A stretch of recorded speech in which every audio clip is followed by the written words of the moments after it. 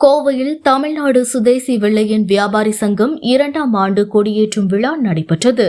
தமிழ்நாடு சுதேசி வெள்ளையன் வியாபாரிகள் சங்கம் 2ஆம் ஆண்டு கொடியேற்று விழா கோயம்புத்தூரில் நடைபெற்றது.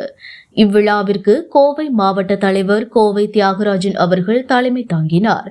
இவ்விழாவிற்கு சிறப்பு விருந்தினர்கள் தமிழ்நாடு தகவல் ஆணையத்தின் முன்னாள் தலைவர் வழக்கறிஞர் முருகன் மற்றும் நாகேந்திரன் மருதாச்சலம் ஆகியோர் கலந்து கொண்டு சிறப்பித்தனர். இதில் கோவை மாவட்ட தலைவர் கோவை தியாகராஜன் அவர்கள் சங்கத்தின் கொடியேற்றி அனைவருக்கும் இனிப்புகள் வழங்கினார். அதனைத் தொடர்ந்து சங்க நிர்வாகிகளுக்கு புதிய உறுப்பினர் அட்டையை வழங்கினார். அதன் பின்னர் சிறப்பு விருந்தினர்களுக்கு கோவை மாவட்ட தலைவர் கோவை தியாகராஜன் அவர்கள் சால்வை அணிவித்து மரியாதை செய்தார். அதனைத் தொடர்ந்து செய்தியாளர்களை சந்தித்து பேசுகையில் தமிழ்நாடு சுதேசி வெள்ளையன் வியாபாரிகள் சங்க மாநில தலைவர் கிருஷ்ணகுமார் அவர்களின் ஆணைக்கிணங்க இன்று 2ஆம் ஆண்டு சங்கத்தின் கொடியை ஏற்றி அனைவருக்கும் இனிப்புகள் வழங்கி சங்க நிர்வாகிகளுக்கு புதிய உறுப்பினர் அட்டையை வழங்கியுள்ளோம்.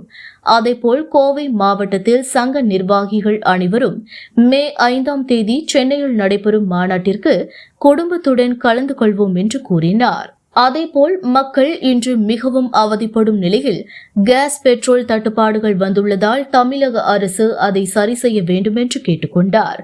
இதில் மாநில துணைத் தலைவர் ஜெயமணி ஆதித்தன், டாக்டர் ராதாகிருஷ்ணன் மற்றும் மாவட்ட நிர்வாகிகள் மதியழகன், ஆலோசகர் வி வீரப்பன், எஸ் செல்வன், ஜெயராம், கவிதாமணி, மாவட்ட மகளிரணி செயலாளர் மற்றும் சங்க உறுப்பினர்கள், பொதுமக்கள் என பலர் கலந்து கொண்டு சிறப்பித்தனர்.